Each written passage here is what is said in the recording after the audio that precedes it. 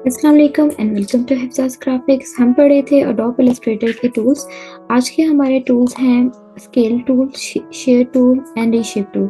Scale tool हम start करते हैं। स्केल टूल क्या होता है? इसके लिए मैं सबसे पहले एक शेप ड्रॉ कर लेती हूँ सपोज, ठीक है। अच्छा, मैं अगर इसको डायरेक्ट सिलेक्शन टूल की मदद से आती हूँ तो आपको ये नज़र आ रहा है कि ये एक बाउंडिंग बॉक्सेस दे रहे हैं। बाउंडिंग बॉक्सेस का क्या मतलब बताइए? आपको एडजस्टमेंट दे रहा है कि आपने कितनी एडजस्टमेंट से अपनी शेप को सेट करना है, ठीक है।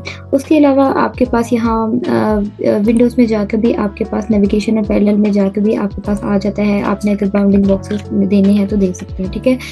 अब अगर इसके अलावा हमारे पास जो टूल्स हैं, टूल्स की मदद शेप्स को स्केलिंग दे सकते हैं, ठीक है। तो इसकी मदद अगर मैं सिंपली आपको समझाऊँ, जैसे अगर मैंने ये बॉक्स ले लिया है, इसको मैं कलर फिल कर लेती हूँ अपनी मर्जी से कोई भी, ठीक है। और मैंने अब एक शेप ड्रॉ कर ली, ठीक है। अब मैं इसके ऊपर अगर स्केलर टूल अप्लाई करती हूँ तो उसी तरह ही आपको एक पॉइंट दे रहा है, एक पिवट पॉइंट दे रहा है। तो इसी पिवट पॉइंट पे आपने क्लिक करना है, ऑल्ट की मदद से क्लिक करना है, तो आपको ये एक बॉक्स दे रहा है। इसकी मदद से आप अपनी स्केलिंग कर सकते हैं। मेक श्योर कि आपका इसकी यूनिफॉर्म पे हो। यूनिफॉर्म का मतलब होता है कि आपका जो बॉक्स की स्केलिंग होती है वो प्रोपोर्शनली और वर्टिकली हॉरिजॉन्टली इक्वल होती है, ठीक है। अगर आप नॉन यूनिफॉर्मली करेंगे तो आपका वो जिस एंगल में आप अपने स्केलिंग करेंगे उस एंगल में वो रोटेट होगा। मतलब अगर आपने वर्टिकल करना है तो वो बिल्कुल लंबा ही होता जाएगा, अगर हॉरिजॉन्टल करेंगे चौड़ा होता जाएगा। जबकि यूनिफॉर्मी में आपके पास प्रोपोर्शनली वो चारों साइड से इक्वली स्केल होगा, ठीक है। तो मैं यूनिफॉर्म पे जाती हूँ, यूनिफॉर्म पे ही रुकूंगी और यहाँ पे आपके पास ऑप्शन आ रहा है स्केल कॉर्नर। स्केल कॉर्नर का मतलब है आपके कॉर्नर से वो स्केल होगा, ठीक है। तो यहाँ से आके मैंने कॉपी किया तो ये देखिए आपकी स्केलिंग होना स्टार्ट हो गया। तो इसी तरह इसे मैं पॉइंट को अगर कंट्रोल डी कर देती हूँ, अगर मैं इसका आउटलाइन इसके ऊपर सेलेक्ट करके आउटलाइन करती हूँ, कलर जो सा इसका नन कर देती हूँ, कलर अगर मैं इसका अब हम देखते हैं इसको, मैं इसकी थोड़ी सी स्ट्रोक बड़ी कर देती हूँ।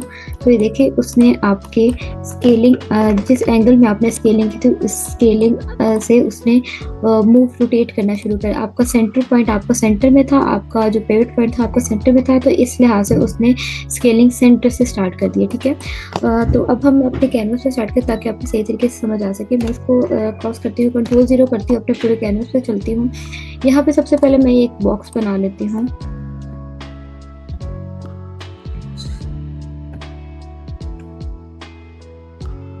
ये मैंने बॉक्स बना लिया, इसकी मैंने आउटलाइन रखी हुई है। अब मैं आती हूँ स्केल टूल के ऊपर। स्केल टूल के ऊपर जो ही आऊंगी उसी तरह पिवट पॉइंट दे दिया उसने, आपने इस पे डबल क्लिक कर देना है, या आप डायरेक्टली अपने शेप पे आएंगे और यहाँ से ऑल्ट का बटन दबा देंगे। और यहाँ मैंने रखा और अब मैं इसको कंट्रोल डी करती हूँ।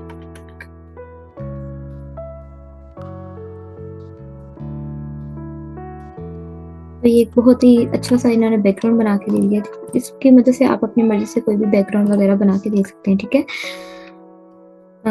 कोई भी बर्थडे का विश हो या कुछ भी ऐसा आप अच्छा सा बना। Next one is share tool. Share tool क्या करता है? आपकी शेप को रोटेट करता है, ठीक है। अगर सिंपली मैं यहाँ से अगर एक शेप ड्रॉ कर लेती हूँ, ठीक है, इसके अंदर कलर फिल कर देती हूँ।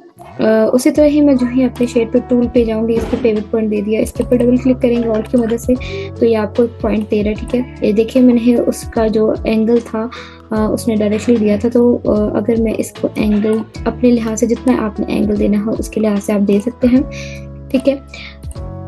अगर आपने एंगल को हॉरिजॉन्टल देना है हॉरिजॉन्टल दे सकते हैं, अगर वर्टिकल देना है तो वर्टिकल भी दे सकते हैं।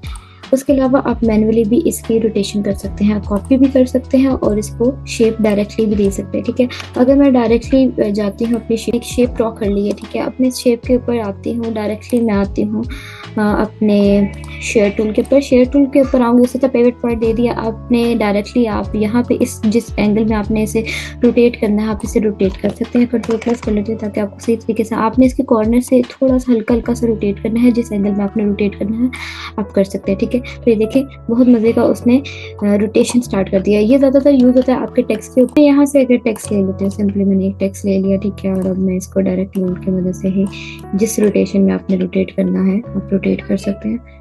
मैं अगर इसको थोड़ा सा ऐसा ले लेती हूँ, ठीक है, और अब मैं इसके ऊपर शेयर टूल अप्लाई करती हूँ।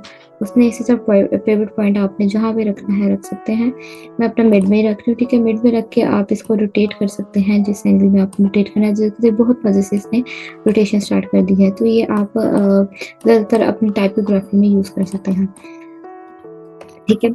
सो अब move toward our last, the last one is reshape tool. Reshape easy सा टूल है, ये आप डायरेक्टली अगर आप कोई भी लाइन ड्रॉ करें, ठीक है, और इसका अगर मैं इसकी स्ट्रोक बढ़ा दी और अब इसके ऊपर रीशेप टूल अप्लाई करती हूँ, तो अगर मैं चाहती हूँ यहाँ से थोड़ा सा रीशेप हो जाए, यहाँ से थोड़ा सा रीशेप हो जाए, तो देखिए उसने एक अलग पॉइंट दे दिया। बजाय इसके मैंने इसके ऊपर अभी कोई भी पेन टूल नहीं अप्लाई किया, डायरेक्टली आपके वो एक पॉइंट दे रहा है और आपने जिस पॉइंट के ऊपर क्लिक करना है वहां से वो रोटेट होना शुरू हो जाएगा, ठीक है।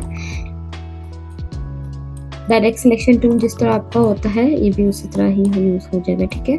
थोड़ा सा इसकी हैंडलिंग मुश्किल है, आप इसको स्मूथली हैंडल करेंगे, ठीक है। तो ये था हमारा डी शेप टूल, ठीक है। तो आज की क्लास यहाँ पे एंड करते हैं। अगर आप चैनल पे न्यू है तो चैनल को सब्सक्राइब करें। कोई भी क्वेश्चन हो तो कमेंट बॉक्स में पूछ सकते हैं आप। So will see you in the next one. अल्लाह हाफिज़।